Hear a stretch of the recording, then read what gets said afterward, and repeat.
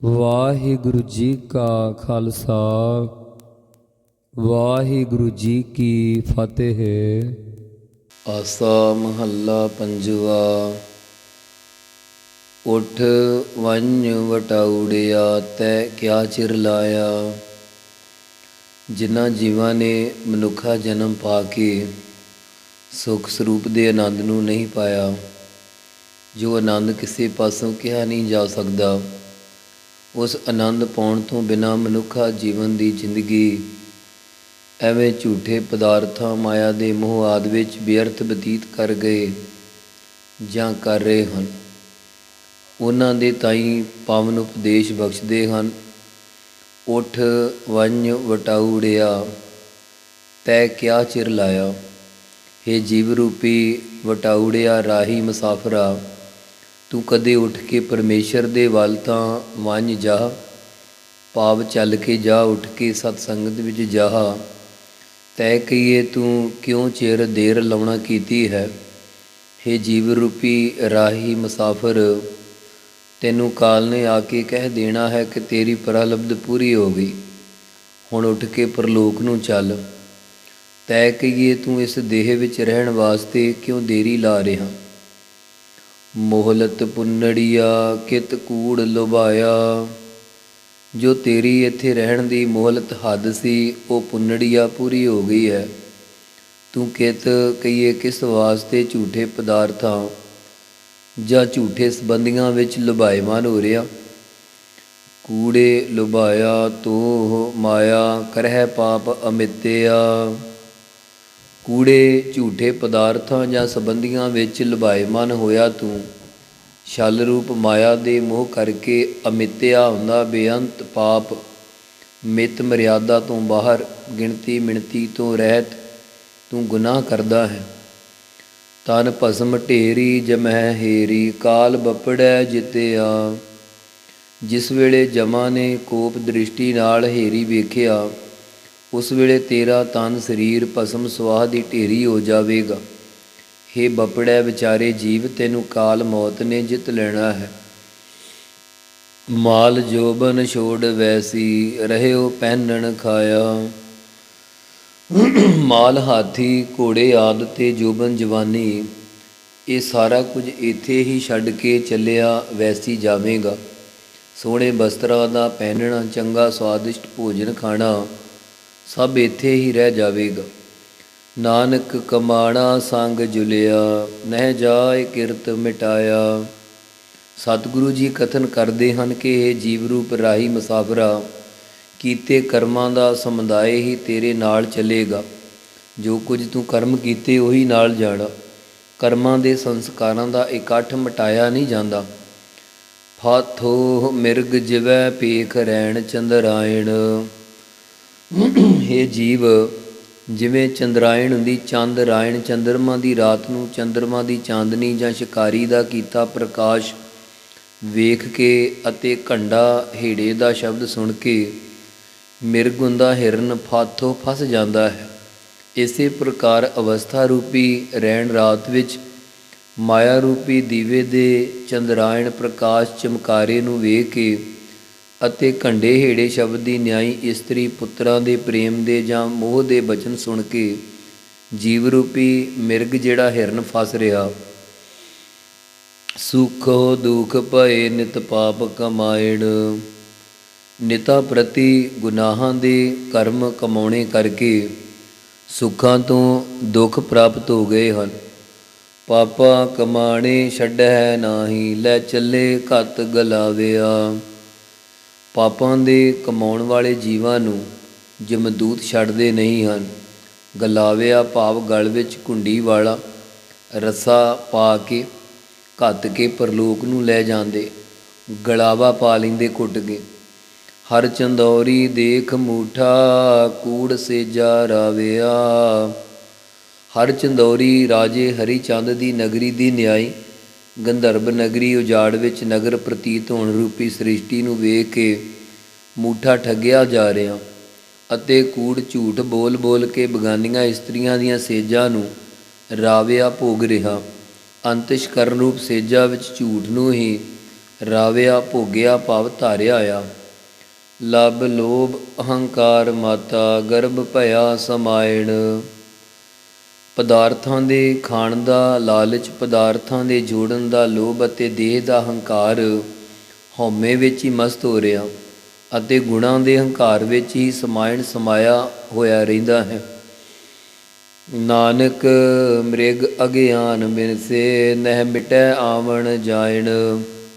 ਸਤਿਗੁਰੂ ਜੀ ਕਥਨ ਕਰਦੇ ਹਨ ਕਿ ਜਿਸ ਪ੍ਰਕਾਰ ਗਿਆਨ ਤੋਂ ਹੀਣਾ ਮ੍ਰਿਗ, ਹਿਰਨ, ਘੰਡਾ ਹੀੜੇ ਦੇ ਸ਼ਬਦ ਨੂੰ ਸੁਣ ਕੇ ਨਾਸ਼ ਹੋ ਜਾਂਦਾ, ਇਸੇ ਪ੍ਰਕਾਰ ਅਗਿਆਨੀ ਜੀਵ ਘੰਡਾ ਹੀੜੇ ਦੇ ਸ਼ਬਦ ਦੀ ਨਿਆਈ ਮੋਹ ਦੀਆਂ ਗੱਲਾਂ ਸੁਣ ਕੇ ਹਿਰਨ ਦੀ ਤਰ੍ਹਾਂ ਨਾਸ਼ ਹੋ ਰਿਹਾ। ਜਿਸ ਕਰਕੇ ਜੀਵਨ ਦਾ ਆਵਣ ਆਉਣਾ ਤੇ ਜਾਇਣ ਜਾਣਾ, ਜੰਮਣਾ ਮਰਨਾ ਮਿਟਦਾ ਨਹੀਂ।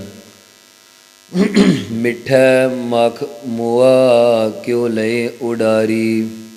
ਜਿਵੇਂ ਢਲੇ ਹੋਏ ਸਲਾਬ ਵਾਲੇ ਮਿੱਠੇ ਗੁੜ ਨੂੰ ਵੇਖ ਕੇ ਖਾਣ ਵਾਸਤੇ ਮੱਖੀ ਉਸ ਵਿੱਚ ਆ ਕੇ ਬੈਠ ਜਾਂਦੀ ਅਤੇ ਖੰਭ ਵਿੱਚ ਫਸਣ ਕਰਕੇ ਮੱਖੀ ਕਿਵੇਂ ਉਡਾਰੀ ਲਾ ਸਕਦੀ, ਉਹ ਤਾਂ ਖੰਭ ਟੁੱਟਣੇ ਕਰਕੇ ਵਿੱਚ ਹੀ ਮਰ ਜਾਂਦੀ। ਇਸੇ ਪ੍ਰਕਾਰ ਜੀਵ ਰੂਪੀ ਮੱਖੀ ਮਾਇਆ ਰੂਪੀ ਮਿੱਠੇ ਗੁੜ ਵਿੱਚ, ਮੋਹ ਰੂਪ ਸਲਾਬ ਵਿੱਚ ਫਸ ਰਹੀ ਆ ਅਤੇ ਬਿੱਧ ਨਖੇਦ ਕਰਮਾਂ ਰੂਪੀ ਖੰਭ ਵਿੱਚ ਰਹਿਣ ਕਰਕੇ ਮਰ ਰਹੀ ਆ। ਇਸ ਕਰਕੇ ਵਿਰਾਗ ਉਪਰਾਮਤਾ ਰੂਪ ਉਡਾਰੀ ਕਿਵੇਂ ਲਾ ਸਕਦੀ ਆ। ਹਸਤੀ ਗਰਤ ਪਿਆ ਕਿਉ ਤਰੀਐ ਤਾਰੀ। ਜਿਸ ਪ੍ਰਕਾਰ ਸ਼ਿਕਾਰੀ ਲੋਕ ਹਾਥੀ ਨੂੰ ਪਕੜਨ ਵਾਸਤੇ ਵੱਡੇ ਵੱਡੇ ਟੋਏ ਪੁੱਟ ਕੇ ਉੱਪਰ ਨਕਲੀ ਕਾਗਜ਼ ਦੀ ਹਥਣੀ ਬਣਾ ਕੇ ਖੜੀ ਕਰ ਦਿੰਦੇ ਹਨ। ਹਾਥੀ ਕਾਮ ਵਾਸ਼ਨਾ ਕਰਕੇ ਮਸਤ ਹੋਇਆ ਹਥਣੀ ਕੋਲ ਆਉਂਦਾ ਹੀ ਟੋਏ ਵਿੱਚ ਡਿੱਗ ਪੈਂਦਾ ਹੈ, ਉਸ ਵਿੱਚੋਂ ਕਿਵੇਂ ਤਰ ਕੇ ਨਿਕਲ ਸਕਦਾ। ਇਸੇ ਪ੍ਰਕਾਰ ਹਾਥੀ ਦੀ ਨਿਆਈ ਜੀਵ ਸੰਸਾਰ ਦੇ ਮੋਹ ਰੂਪੀ ਗਰਤ ਟੋਏ ਵਿੱਚ ਪੈ ਰਿਹਾ। ਇਸ ਲਈ ਭਗਤੀ ਰੂਪੀ ਤਾਰੀ ਬੇੜੀ ਨੂੰ ਲੈ ਕੇ ਜੀਵ ਕਿਵੇਂ ਤਰ ਸਕਦਾ ਹੈ? ਨਹੀਂ ਤਰ ਸਕਦਾ। ਤਰਨ ਦੁਹੇਲਾ ਭਇਆ ਖਿਨ ਮਹਿ ਖਸਮ ਚਿਤ ਨ ਆਇਓ। ਇੱਕ ਛਿਨ ਵਿੱਚ ਜੀਵ ਦਾ ਸੰਸਾਰ ਸਮੁੰਦਰ ਤੋਂ ਤਰਨ ਉਤਰਨਾ, ਪਾਰ ਹੋਣਾ ਦੁਹੇਲਾ ਬੜਾ ਕਠਿਨ ਹੋ ਗਿਆ, ਭਾਵ ਦੁਖਦਾਇਕ ਹੋ ਗਿਆ, ਕਿਉਂਕਿ ਇਸ ਨੂੰ ਕਦੇ ਖਸਮ ਮਾਲਕ ਚੇਤੇ ਹੀ ਨਹੀਂ ਆਇਆ। ਅਨਵੇਂ ਅਨੁਸਾਰ ਜਿਸ ਜੀਵ ਦੇ ਖਸਮ ਮਾਲਕ ਪਰਮੇਸ਼ਰ ਦਾ ਇੱਕ ਛਿਨ ਵੀ ਨਾਮ ਚੇਤੇ ਨਹੀਂ ਆਇਆ, ਉਸ ਦਾ ਸੰਸਾਰ ਸਮੁੰਦਰ ਤੋਂ ਤਰਨਾ ਬੜਾ ਹੀ ਕਠਿਨ ਆ। ਦੁਖਾ ਸਜਾਈ ਗਣਤ ਨਾਹੀ ਕੀਆ ਆਪਣਾ ਪਾਇਓ। ਹੇ ਜੀਵ, ਜੋ ਤੂੰ ਕੁਸੰਗੀ ਲੋਕਾਂ ਨਾਲ ਮਿਲ ਕੇ ਪਾਪ ਕਰਮ ਕੀਤੇ ਹਨ, ਉਹਨਾਂ ਪਾਪ ਕਰਮਾਂ ਕਰਕੇ ਦੁੱਖ ਰੂਪ ਇਤਨੀ ਸਜ਼ਾ ਮਿਲੇਗੀ ਜਿਸ ਦੀ ਗਿਣਤੀ ਨਹੀਂ ਕੀਤੀ ਜਾ ਸਕਦੀ। ਇਹ ਤੂੰ ਆਪਣੇ ਕੀਤੇ ਕਰਮਾਂ ਦਾ ਫਲ ਪਾਇਓ ਕਹੀਏ ਪਾਉਣਾ ਕਰੇਗਾ। ਗੁੱਜਾ ਕਮਾਣਾ ਪ੍ਰਗਟ ਹੋਆ ਈਤ ਉਤਹਿ ਖੁਆਰੀ। ਜੋ ਪਾਪ ਗੁੱਜਾ ਲੋਕ ਕੇ ਕਮਾਉਣਾ ਕਮਾਏ ਸੀ, ਉਹ ਅੰਤ ਨੂੰ ਸਾਰੇ ਪ੍ਰਤੱਖ ਹੋ ਗਏ। ਜਿਸ ਕਰਕੇ ਈਤ ਲੋਕ ਉਤਹਿ ਪਰਲੋਕ ਵਿੱਚ ਖਰਾਬ ਹੋਣਾ ਪੈਂਦਾ।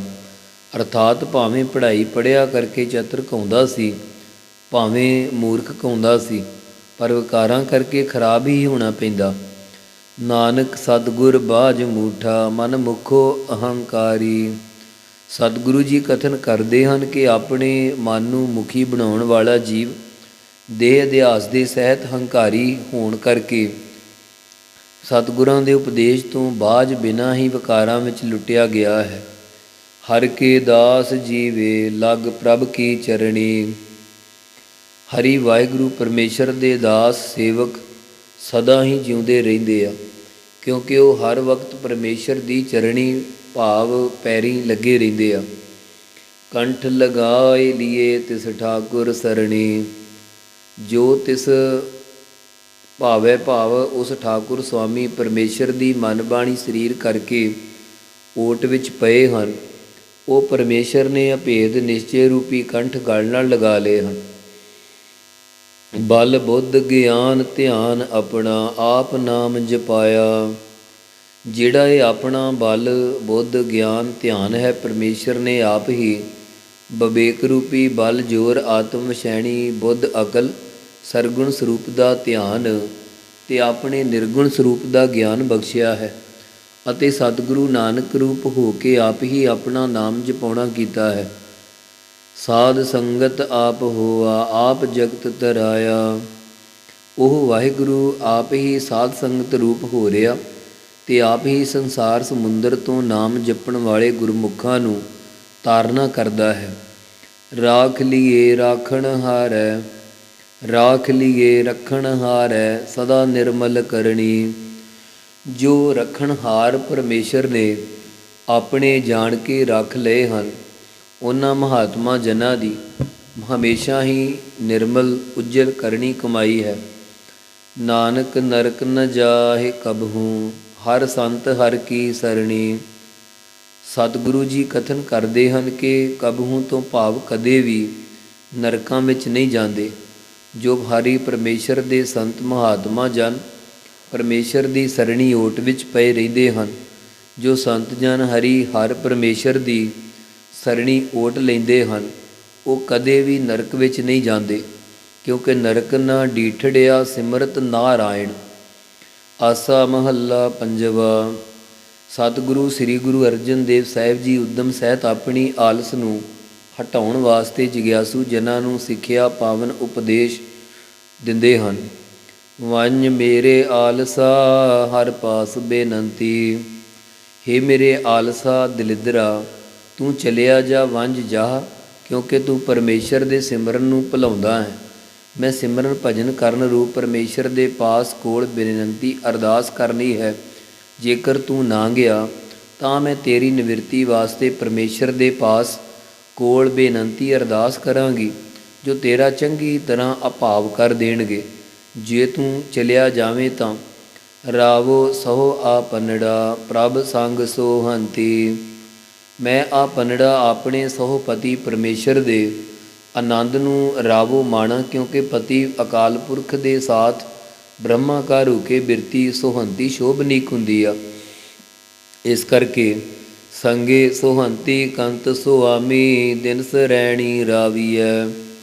ਹੇ ਜਿਗਿਆਸੂ ਰੂਪ ਸਖੀਏ, ਦਿਨ ਸਰੈਣੀ ਰਾਤ ਦਿਨ ਹੀ ਉਸ ਪਰਮੇਸ਼ਰ ਵਾਹਿਗੁਰੂ ਦੇ ਆਨੰਦ ਨੂੰ ਉਚਾਰਨਾ ਕਰੀਏ, ਜਿਸ ਕੰਤ ਪਤੀ ਸੁਆਮੀ ਪਰਮੇਸ਼ਰ ਨਾਲ ਮਿਲ ਕੇ ਬਿਰਤੀ ਬ੍ਰਹਮਾ ਕਰ ਹੋ ਕੇ ਸੁਹੰਤੀ ਸ਼ੋਭਨੀਕ ਹੁੰਦੀ ਹੈ। ਸਾਸ ਸਾਸ ਚਿਤਾਰ ਜੀਵਾ, ਪ੍ਰਭ ਪੇਖ ਹਰ ਗੁਣ ਗਾਵੀਐ।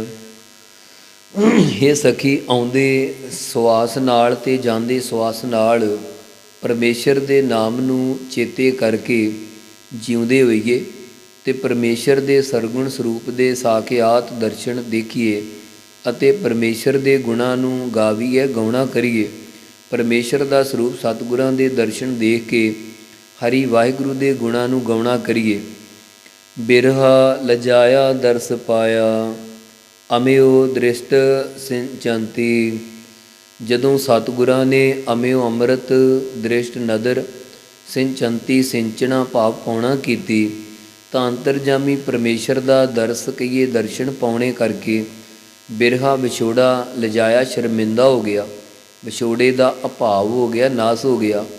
ਬਿਨਵੰਤ ਨਾਨਕ ਮੇਰੀ ਇਸ਼ ਪੁੰਨੀ, ਮਿਲੇ ਜਿਸ ਖੋਜੰਤੀ।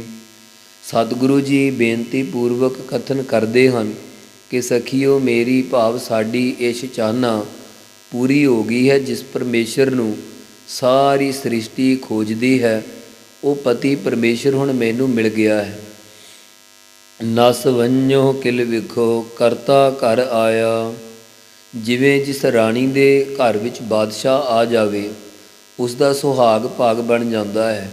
ਜਿਹੜੇ ਰਾਣੀ ਦੇ ਨਾਲ ਵੈਰ ਕਰਨ ਵਾਲੇ ਹੁੰਦੇ ਹਨ, ਉਹਨਾਂ ਨੂੰ ਰਾਣੀ ਕਹਿੰਦੀ ਹੈ ਕਿ ਮੇਰੇ ਕੋਲੋਂ ਚਲੇ ਜਾਓ, ਨਹੀਂ ਤਾਂ ਮੇਰਾ ਪਤੀ ਤੁਹਾਡੇ ਤਾਈਂ ਦੰਡ ਦੇਵੇਗਾ। ਇਸੇ ਪ੍ਰਕਾਰ ਆਵਾਸ ਬਿਰਤੀ ਕਹਿੰਦੀ ਹੈ ਕਿ ਇਹ 4 ਪ੍ਰਕਾਰ ਦੇ ਕਿਲ ਵਿਖੋ ਪਾਪੋ, ਤੁਸੀਂ ਮੇਰੇ ਕੋਲੋਂ ਨੱਸ ਜੋ, ਭੱਜ ਜੋ, ਦੌੜ ਜਾਵੋ, ਕਿਉਂਕਿ ਮੇਰੇ ਹਿਰਦੇ ਰੂਪੀ ਘਰ ਵਿੱਚ ਪਤੀ ਅਕਾਲ ਪੁਰਖ ਪ੍ਰਗਟ ਹੋ ਆਇਆ ਹੈ।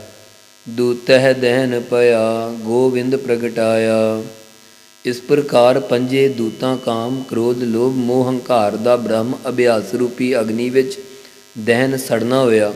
ਜਦੋਂ ਗੋ ਪ੍ਰਿਥਵੀ ਦੀ ਵਿੰਦ ਰੱਖਿਆ ਕਰਨ ਵਾਲੇ ਪਤੀ ਪਰਮੇਸ਼ਰ ਹਿਰਦੇ ਵਿੱਚ ਪ੍ਰਗਟ ਹੋ ਆਇਆ, ਪ੍ਰਗਟੇ ਗੋਪਾਲ ਗੋਬਿੰਦ ਲਾਲਨ, ਸਾਧ ਸੰਗ ਵਖਾਣਿਆ। ਜਦੋਂ ਸਾਧ ਸੰਗਤ ਸ੍ਰੇਸ਼ਟ ਜਨਾਂ ਦੀ ਸੰਗਤ ਵਿੱਚ ਮਿਲ ਕੇ ਪਰਮੇਸ਼ਰ ਦਾ ਜਸ ਕਥਨ ਕੀਤਾ, ਤਾਂ ਗੋਪਾਲ ਗੋ ਪ੍ਰਿਥਵੀ ਦੇ ਪਾਲ ਪਾਲਕ ਪਰਮੇਸ਼ਰ, ਗੋਬਿੰਦ ਦੇ ਗੋ ਇੰਦਰੀਆਂ ਦੇ ਪ੍ਰਕਾਸ਼ਕ ਚੇਤਨ ਲਾਲਨ ਪਿਆਰਾ ਪਰਮੇਸ਼ਰ ਆ ਕੇ ਹਿਰਦੇ ਵਿੱਚ ਪ੍ਰਗਟ ਹੋ ਗਿਆ। ਆਚਰਜ ਡੀਠਾ ਮਿਓ ਬੂਠਾ, ਗੁਰ ਪ੍ਰਸਾਦੀ ਜਾਣਿਆ। ਜਦੋਂ ਹਿਰਦੇ ਵਿੱਚ ਪਰਮੇਸ਼ਰ ਦਾ ਅੰਮ੍ਰਿਤ ਨਾਮ ਵਸ ਗਿਆ, ਤਾਂ ਅਸਚਰਜ ਸਰੂਪ ਬ੍ਰਹਮ ਨੂੰ ਡੀਠਾ ਵੇਖ ਲਿਆ। ਪਰੰਤੂ ਇਹ ਗੁਰ ਪ੍ਰਸਾਦੀ ਸਤਿਗੁਰਾਂ ਦੀ ਕਿਰਪਾ ਕਰਕੇ ਜਾਣਨਾ ਕੀਤਾ ਹੈ। ਮਨ ਸਾਂਤੇ ਆਈ ਵੱਜੀ ਵਧਾਈ, ਨਹਿ ਅੰਤ ਜਾਈ ਪਾਇਆ। ਪਰਮੇਸ਼ਰ ਦਾ ਜਸ ਗਾਉਣ ਕਰਕੇ ਜਿਸ ਹਿਰਦੇ ਵਿੱਚੋਂ ਸਾਰੀਆਂ ਵਾਸ਼ਨਾਵਾਂ ਖੈ ਹੋਣ ਰੂਪ ਸ਼ਾਂਤੀ ਆ ਕੇ ਪ੍ਰਾਪਤ ਹੋ ਗਈ ਅਤੇ ਮਨ ਵਿੱਚ ਵਧਾਈ ਖੁਸ਼ੀ ਵੱਜ ਗਈ ਪ੍ਰਗਟ ਹੋ ਆਈ, ਜਿਸ ਦਾ ਅੰਤ ਨਹੀਂ ਪਾਇਆ ਜਾਂਦਾ, ਉਸ ਵਾਹਿਗੁਰੂ ਦੇ ਗੁਣਾਂ ਦਾ ਅੰਤ ਨਹੀਂ ਪਾਇਆ ਜਾ ਸਕਦਾ। ਬਿਨਵੰਤ ਨਾਨਕ ਸੁਖ ਸਹਿਜ ਮੇਲਾ, ਪ੍ਰਭੂ ਆਪ ਬਣਾਇਆ। ਸਤਿਗੁਰੂ ਜੀ ਬੇਨਤੀ ਪੂਰਵਕ ਕਥਨ ਕਰਦੇ ਹਨ ਕਿ ਜਦੋਂ ਗਿਆਨ ਸਰੂਪ ਦਾ ਆਨੰਦ ਦੇ ਸਹਿਤ ਮੇਲਾ ਮਿਲਾਪ ਹੋਇਆ, ਜਦੋਂ ਮਾਨ ਅਪਮਾਨ ਤੋਂ ਸਹਿਜ ਅਵਸਥਾ ਵਿੱਚ ਹੋ ਗਏ, ਤਾਂ ਸੁਖ ਸਰੂਪ ਦਾ ਮੇਲਾ ਮਿਲਾਪ ਪਰਮੇਸ਼ਰ ਨੇ ਆਪ ਗੁਰੂ ਸਰੂਪ ਧਾਰ ਕੇ ਬਣਾ ਦਿੱਤਾ। ਭਾਵ ਜੀਵ ਇਸ ਦੀ ਏਕਤਾ ਕਰ ਦਿੱਤੀ। ਨਰਕ ਨ ਡੀਠੜਿਆ ਸਿਮਰਤ ਨਾਰਾਇਣ। ਜੋ ਜਗਿਆਸੂ ਜਨ ਨਰਾਂ ਦੇ ਆਇਣ ਘਰ ਪਰਮੇਸ਼ਰ ਦਾ ਨਾਮ ਸਿਮਰਦੇ ਹਨ, ਉਹ ਪੁਰਖ ਨਰਕ ਨੂੰ ਨਹੀਂ ਡੀਠੜਿਆ ਵੇਖਣਾ ਕਰਨਗੇ। ਪਾਤਸ਼ਾਹ ਫਰਮਾਉਂਦੇ ਹਨ ਕਿ ਮੈਂ ਮੂਰਖ ਕੀ ਕੇਤਕ ਬਾਤ ਹੈ, ਕੋਟ ਪਰਾਧੀ ਤਰਿਆਰੇ। ਗੁਰ ਨਾਨਕ ਜਿਨ ਸੁਣਿਆ ਪੇਖਿਆ, ਸੇ ਫਿਰ ਗਰਭਾਸ ਨਾ ਪਰਿਆਰੇ। ਸਤਿਗੁਰੂ ਅੱਗੇ ਕਿਰਪਾ ਕਰਦੇ ਆ ਲੜੀਵਾਰ ਵਿਚਾਰ ਦੇ ਵਿੱਚ, ਜੈ ਜੈ ਧਰਮ ਕਰੇ ਦੂਤ ਭਏ ਭਲਾਇਣ। ਉਹਨਾਂ ਪਿਆਰੇ ਜਗਿਆਸੂ ਜਨਾਂ ਦੀ ਧਰਮ ਰਾਜਾ ਵੀ ਜੈ ਜੈਕਾਰ ਕਰ ਰਿਹਾ ਹੈ, ਸ਼ੋਭਾ ਕਰ ਰਿਹਾ ਹੈ। ਜਮਦੂਤ ਭਗੌੜੇ ਹੋ ਕੇ ਪਲਾਇਣ ਭੱਜ ਗਏ ਹਨ, ਪੰਜੇ ਕਾਮ ਕ੍ਰੋਧ ਆਦਿਕ ਦੂਤ ਵੀ ਨਸ ਗਏ ਹਨ। ਧਰਮ ਧੀਰਜ ਸਹਿਜ ਸੁਖੀਏ, ਸਾਧ ਸੰਗਤ ਹਰ ਭਜੇ। ਜੋ ਜਗਿਆਸੂ ਜਨ ਸ੍ਰੇਸ਼ਟ ਜਨਾਂ ਦੀ ਸੰਗਤ ਵਿੱਚ ਮਿਲ ਕੇ ਪਰਮੇਸ਼ਰ ਦਾ ਨਾਮ ਭਜੇ ਭਜਨ ਕਰਦੇ ਆ, ਉਸ ਨੂੰ ਭਜਦੇ ਆ, ਭਾਵ ਚਿੰਤਨ ਕਰਦੇ ਆ, ਉਹਨਾਂ ਦੇ ਧਰਮ ਧੀਰਜ ਮਨ ਦੀ ਸ਼ਾਂਤੀ ਆਦਿ ਗੁਣ ਹਿਰਦੇ ਵਿੱਚ ਪ੍ਰਗਟ ਹੋ ਜਾਂਦੇ ਹਨ। ਉਹ ਸਹਿਜ ਅਵਸਥਾ ਨੂੰ ਪ੍ਰਾਪਤ ਕਰਕੇ ਲੋਕ ਪ੍ਰਲੋਕ ਵਿੱਚ ਸੁਖੀ ਹਨ। ਸ੍ਰੇਸ਼ਟ ਜਨਾਂ ਦੀ ਸੰਗਤ ਵਿੱਚ ਮਿਲ ਕਰਕੇ ਪਰਮੇਸ਼ਰ ਦਾ ਭਜਨ ਕਰਨੇ ਕਰਕੇ ਧਰਮ ਧੀਰਜ ਧੀਰਜਤਾ ਸਹਿਜ ਸ਼ਾਂਤੀ ਆਈ, ਜਿਸ ਕਰਕੇ ਲੋਕ ਪ੍ਰਲੋਕ ਵਿੱਚ ਸੁਖੀ ਹੋ ਗਏ ਹਨ।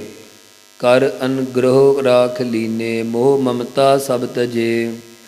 ਜਦੋਂ ਅੰਤਹਿਕਰਨ ਦੈਵੀ ਸੰਪਦਾ ਦੇ ਸਮੇਤ ਹੋਇਆ, ਤਾਂ ਪਰਮੇਸ਼ਰ ਨੇ ਆਪ ਅਨੁਗ੍ਰਹ ਕਿਰਪਾ ਕਰਕੇ ਰੱਖਿਆ ਕਰ ਲਈ ਹੈ, ਜਿਸ ਕਰਕੇ ਸਰੀਰਾਂ ਦਾ ਮੋਹ, ਪਦਾਰਥਾਂ ਦੀ ਮਮਤਾ, ਮੇਰ ਆਦਿਕ ਇਹ ਸਾਰਾ ਕੁਝ ਹੀ ਕਹਿੰਦੇ ਤਿਆਗ ਦਿੱਤੇ ਅਤੇ ਗਹਿ ਕੰਠ ਲਾਏ ਗੁਰ ਮਿਲਾਏ, ਗੋਬਿੰਦ ਜਪਤ ਅਗਾਇਣ।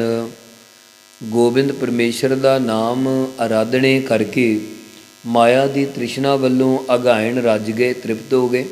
ਸਤਿਗੁਰਾਂ ਦੇ ਮਿਲਾਉਣੇ ਕਰਕੇ ਪਰਮੇਸ਼ਰ ਨੇ ਕਿਰਪਾ ਰੂਪੀ ਹੱਥ ਨਾਲ ਗਹਿ ਪਕੜ ਕੇ ਅਭੇਦ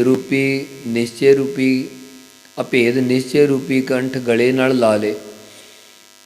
ਬਿਨਵੰਤ ਨਾਨਕ ਸਿਮਰ ਸੁਆਮੀ, ਸਗਲ ਆਸ ਪੁਜਾਇਣ। ਸਤਿਗੁਰੂ ਜੀ ਬੇਨਤੀ ਪੂਰਵਕ ਕਥਨ ਕਰ ਰਹੇ ਹਨ ਕਿ ਉੱਤਮ ਸਹਿਤ ਮਾਲਕ ਪਰਮੇਸ਼ਰ ਦਾ ਚਿੰਤਨ ਕਰਨੇ ਕਰਕੇ ਸਾਰੀਆਂ ਆਸਾਂ ਪੁਜਾਇਣ ਪੂਰੀਆਂ ਹੋ ਗਈਆਂ। ਨਿੱਧ ਸਿੱਧ ਚਰਨ ਗਏ ਤਾ ਕੇਹਾ ਕਾੜਾ। ਹੀ ਭਾਈ, ਜਦੋਂ ਪਰਮੇਸ਼ਰ ਦਾ ਸਿਮਰਨ ਕਰਨ ਵਾਲੇ ਤਤ ਬੇਤਿਆਂ ਦੇ 9 ਨਿਧੀਆਂ 18 ਸਿੱਧੀਆਂ ਦੇ ਅਧੀਨ ਹੋਣ ਰੂਪ ਚਰਨ ਪਕੜ ਲਏ, ਤਦੋਂ ਫਿਰ ਕਿਸ ਚੀਜ਼ ਦਾ ਕਾੜਾ ਝੋਰਾ ਹੋਣਾ ਸੀ। ਰਿੱਧੀਆਂ ਸਿੱਧੀਆਂ ਦੇ ਮਾਲਕ ਪਰਮੇਸ਼ਰ ਦੇ ਜਦੋਂ ਚਰਨ ਪਕੜ ਲਏ, ਤਾਂ ਫਿਰ ਕਿਸ ਚੀਜ਼ ਦਾ ਝੋਰਾ ਹੋਣਾ ਸੀ, ਕਿਉਂਕਿ ਸਭ ਕਿਛ ਵਸ ਜਿਸੈ ਸੋ ਪ੍ਰਭੂ ਅਸਾੜਾ। ਉਹ ਪ੍ਰਭੂ ਪਰਮੇਸ਼ਰ ਅਸਾਡਾ ਭਗਤ ਜਨਾਂ ਦਾ ਬਣ ਗਿਆ ਹੈ। ਜਿਸ ਵਾਹਿਗੁਰੂ ਦੇ ਸਾਰਾ ਕੁਝ ਹੀ ਵਸ ਅਧੀਨ ਹੈ। ਗਹਿ ਪੁਜਾ ਲੀਨੇ ਨਾਮ ਦੀਨੇ, ਕਰ ਧਾਰ ਮਸਤਕ ਰਾਖਿਆ। ਜਦੋਂ ਮਹਾਰਾਜ ਜੀ ਨੇ ਨਾਮ ਦੀ ਦਾਤ ਦੇ ਕੇ ਸਾਡੀ ਬਿਰਤੀ ਭੁਜਾ ਬਾਂਹ ਕਿਰਪਾ ਰੂਪੀ ਹੱਥ ਨਾਲ ਪਕੜ ਕੇ ਆਪ ਦੇ ਵਿੱਚ ਲੀਨ ਭਾਵ ਅਭੇਦ ਕਰ ਲਈ ਅਤੇ ਸਾਡੇ ਅੰਤःਕਰਨ ਰੂਪੀ ਮਸਤਕ ਮੱਥੇ 'ਤੇ ਕਿਰਪਾ ਰੂਪੀ ਹੱਥ ਧਰ ਕੇ ਵਿਕਾਰਾਂ ਵੱਲੋਂ ਰੱਖਣਾ ਕੀਤਾ ਹੈ।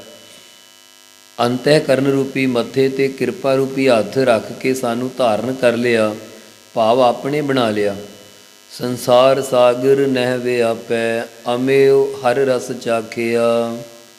ਹੇ ਭਾਈ, ਜਿਸ ਨੇ ਐਸੇ ਅਮਿਓ ਅੰਮ੍ਰਿਤ ਰੂਪ ਪਰਮੇਸ਼ਰ ਦੇ ਆਤਮ ਰਸ ਨੂੰ ਚਖਣਾ ਕੀਤਾ ਹੈ, ਉਸ ਨੂੰ ਸੰਸਾਰ ਸਮੁੰਦਰ ਵਿੱਚ ਜੰਮਣਾ ਮਰਨਾ ਨਹੀਂ ਵਿਆਪਦਾ।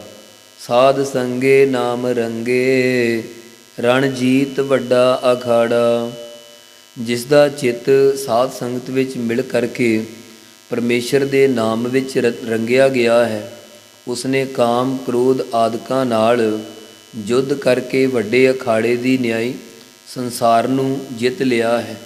ਆਸਰੀ ਸੰਪਦਾ ਰੂਪੀ ਭਾਰੀ ਅਖਾੜਾ ਪਹਿਲਵਾਨਾਂ ਦੀ ਕੁਸ਼ਤੀ ਵਾਲੇ ਥਾਂ ਨੂੰ ਵਿਵੇਕ ਦੇ ਬਲ ਨਾਲ ਜੰਗ ਕਰਕੇ ਜਿੱਤ ਲਿਆ ਹੈ। ਬਿਨਵੰਤ ਨਾਨਕ ਸਰਣ ਸੁਆਮੀ, ਬਹੁੜ ਜਮ ਨ ਉਪਾੜਾ।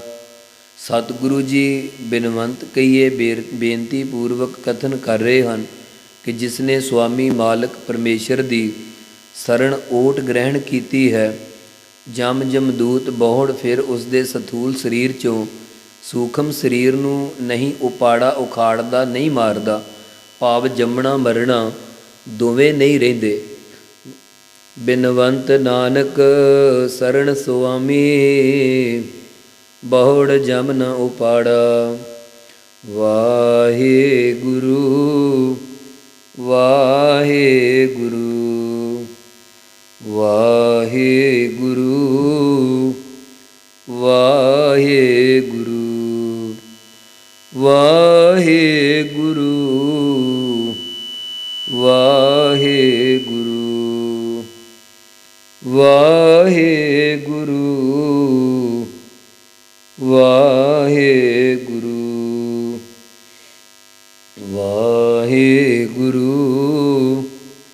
ਵਾਹਿਗੁਰੂ ਵਾਹਿਗੁਰੂ ਵਾਹਿਗੁਰੂ। ਵਾਹਿਗੁਰੂ ਜੀ ਕਾ ਖਾਲਸਾ, ਵਾਹਿਗੁਰੂ ਜੀ ਕੀ ਫਤਿਹ।